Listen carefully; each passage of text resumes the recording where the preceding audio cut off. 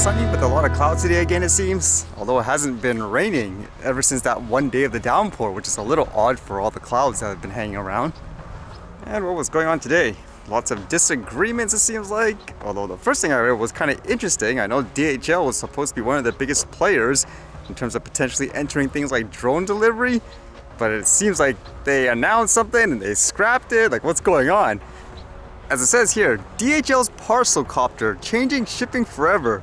With a lot of unrealistic hype in the drone industry, logistics is embracing the innovative technology as a very real delivery service option.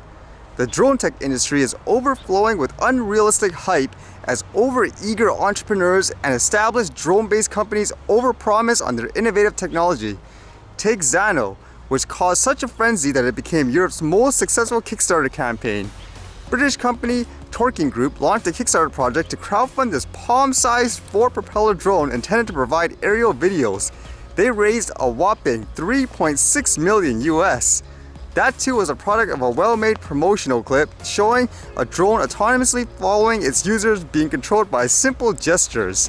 Torking later announced it wouldn't be building Zano.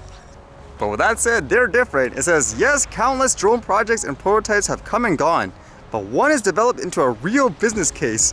Drone delivery services for future logistics industry. That's right.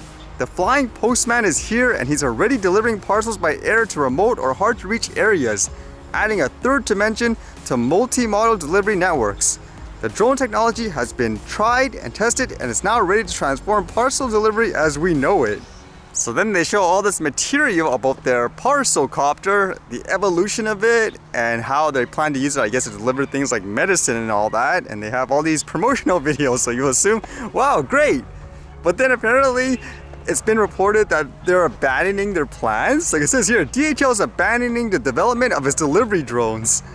I mean, this was as DHL Group has surprisingly discontinued its parcel drone development project, the Parcelcopter. And the spokesman says, we are not continuing the Parcelcopter project. According to this, DHL will not continue a pilot project for sending medicines in Tanzania together with the German Federal Development Ministry. Although important findings have been gained, regular operation is no longer intended. So what happened there? All that time, research, and hype according to them, like with the articles and stuff like that? Is it just too much, I guess, technical limitations or over-the-top regulations or whatever? It's just a matter of time until stuff like that becomes normal in terms of drone delivery and stuff like that. But in general, there still needs to be a clear distinction between, say, someone flying a quote drone for fun, for hobby and all that, versus someone flying something humongous to deliver packages or transporting people in general. And something that seems to be coming up a lot here seems to be news that Alberta has decided, I guess, to lift all their COVID restrictions and all that, trying to go back to normal. They won't require things like mandatory, I suppose, testing or isolation. And now it seems like it's the opposite, where before there was a ton of people protesting about stuff like that. Now there's people protesting where they want, I guess, these restrictions and stuff to stay in place. And this one here says, Alberta pediatricians voice child safety concerns ahead of planned elimination of COVID-19 testing, tracing. Pediatricians across Alberta are calling on the province to reconsider the impending removal of COVID-19 testing, contact tracing, and mandated isolation, which they say places families at risk.